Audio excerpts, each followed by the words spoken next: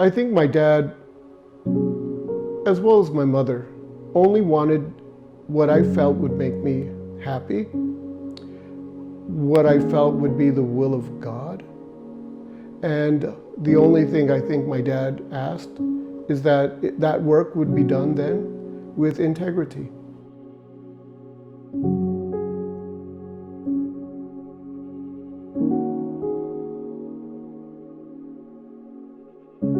I think my father always wanted to have a family.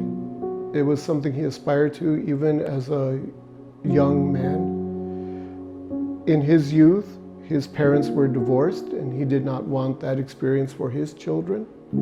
And so he was always present. I have 3 brothers. And when I was a young man, he was our scout leader, and took myself and my group of friends, and we would go up camping or hiking. And certainly he was a hard worker, and he was an honest man, and is an honest man. And I think that example was important. I think the presence of a father in the family is essential.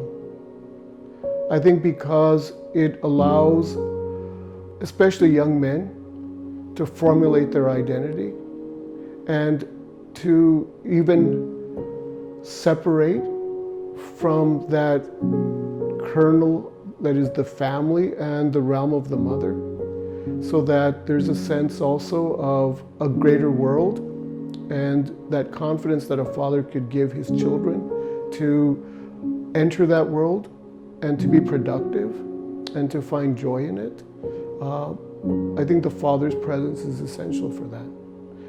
It allows the children to develop a sense of not being afraid to take risks, but at the same time, reasonably, and not just to go out and recklessly take those risks. The father can encourage his children to do that. It's important the father, though, is also spiritual, because often faith is a realm of women, and young men can't identify with that. And so if the father is the one saying, get up, get dressed, we're going to Mass, we're going to confession, we're going to the Stations of the Cross, we're going to help the parish here or there, it teaches the children that this is important. Children value what their parents value, and especially young men value what their fathers value. And so I think that's very important there. It's also just an experience of fatherhood. We try to speak about our relationship with God, the Father.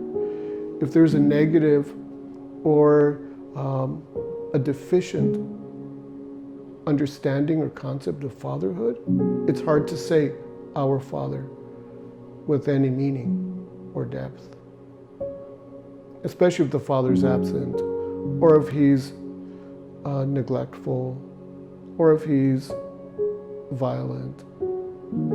Then it's difficult to identify with God the Father as something loving, positive, supportive. St. Joseph demonstrated heroic generosity. He was creatively courageous in protecting the Holy Family. I think there was a sacrificial love. At the same time, God was important to him, and he was docile to the movement of God in his life. The angels going to him in dreams, and he was obedient to that will.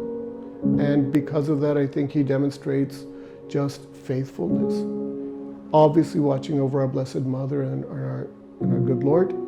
And I think he shows us, just what the presence of a vibrant, faithful father can be in a family, especially that's challenged, as we are challenged today. Well, I think all men, fathers and sons, could identify with St. Joseph because, he accepted a mission from God.